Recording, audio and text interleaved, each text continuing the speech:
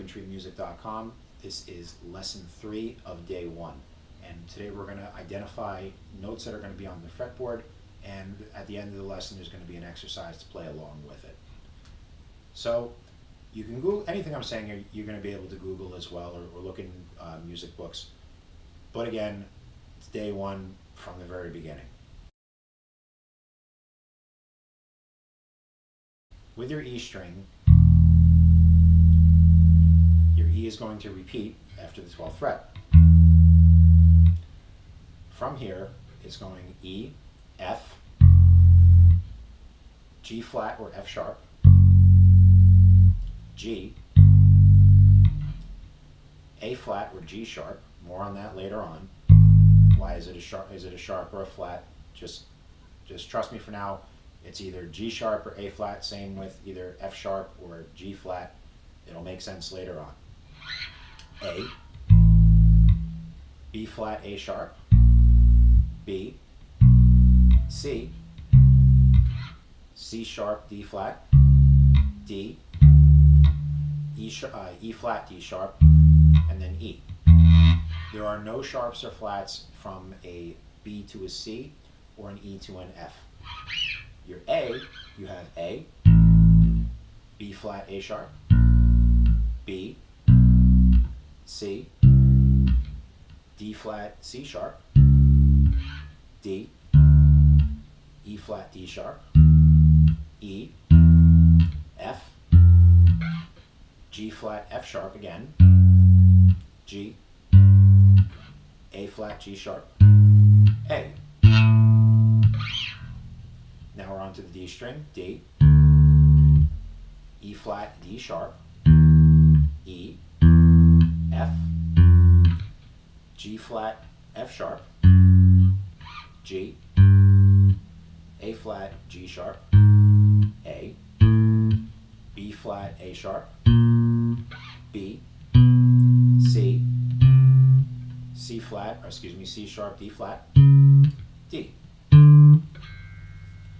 And finally, G, pardon me, G sharp, A flat, A, B flat, A sharp, B, C, D, D flat, C sharp, D, E flat, D sharp, E, F, G sharp, F sharp, or G flat, F sharp, come on Kev, and G. What you want to know is you want to know your root and your octave, and later on in this lesson, probably in this lesson, we'll do root fifth octave. So again, so this is your, if this is E, that means this is E. If this is F, this is F. F sharp, G flat, F sharp, G flat. One of the rules you can use is it's whatever the octave is. The octave is going to be here's your E, this is your E octave, meaning the scale is starting over and it's going to be a higher pitch even though it's the same note. But especially when it comes to rock, and really when it especially comes into funk, you can't, it just doesn't work when you're playing. So what this lesson I'm going to be getting into is going to be root octave, root fifth octave, and give you a quick example of a root octave with funk.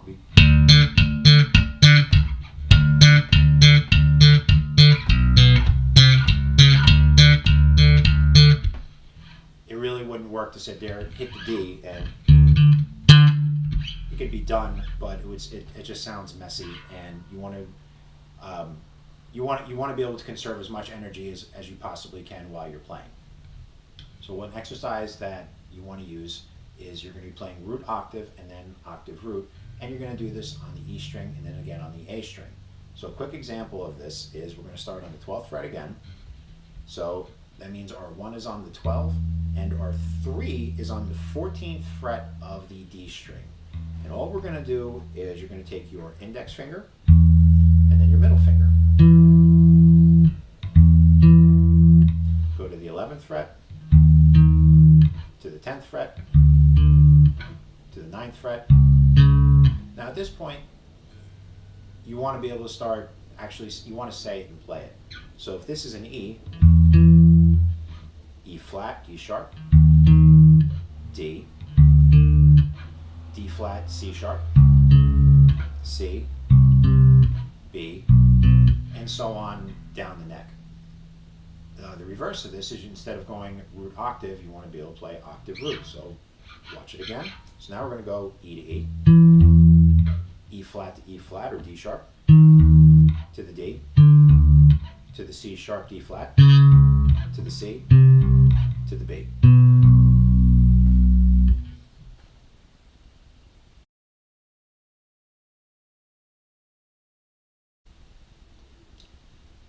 Once you're feeling comfortable with root octave, you might want to try doing root fifth octave. Now, root fifth octave is very big in rock. It's fairly simple to do, and root fifth octave is actually what got me wanting to play. And the what started me out was Metallica, Master of Puppets, and one of the most famous root fifth octave lines that I personally can think of is Orion, which is just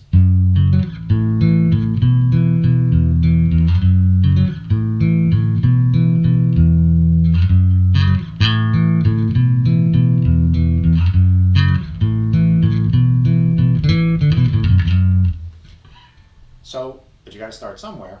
So your root fifth octave, your hand configuration is going to be, you can start on the 12th fret again, or you can start on the 9th, 7th, 5th, wherever's comfortable. I would recommend the 12th. You're going to bridge your index finger, your number 1, across all of the strings. This is going to take a little bit of practice. Your number 3, your pinky, excuse me, your ring, is going to go across the A, D, and G. Now when you're playing, you're going to play your root, your 5, which is going to be on the A, and then your octave is going to be on the D. Root fifth octave means you're playing the root note of a scale, the 5th note of the scale, and the octave of the scale. It's ambiguous, it's neutral, it's not major or minor, it's not happy or sad, it just is, and you'll find it in all types of music. And just because it's something as simple as it is, doesn't mean you can't have some fun with it. Like I said, Orion and Master of Puppets is what got me started, period, which I always thought was awesome. And I always had a lot of fun with it. I mean, you could, you know, one of the things I always jammed out with when I was with Circle Down, it would be something like,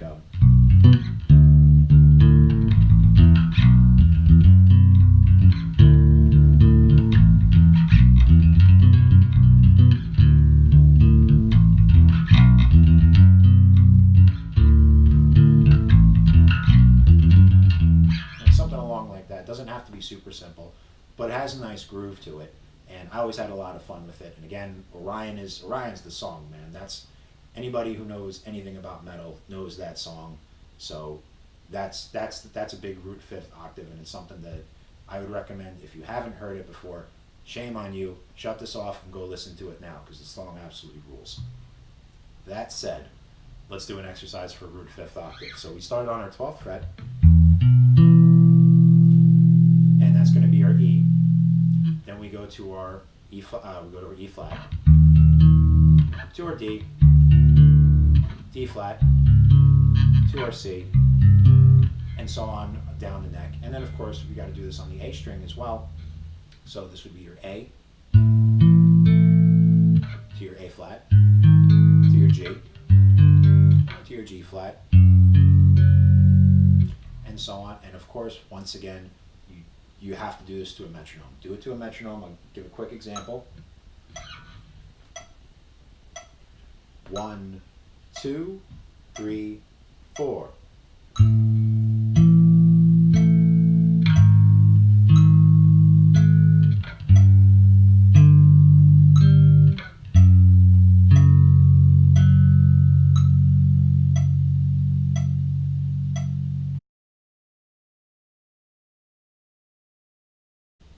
This is going to conclude lesson 3 for day 1. We're getting to a little bit of note identification. Our next lesson is going to be focused on what's called the chromatic scale. Chromatic scale is, well, I guess you'll have to just see what the next lesson is.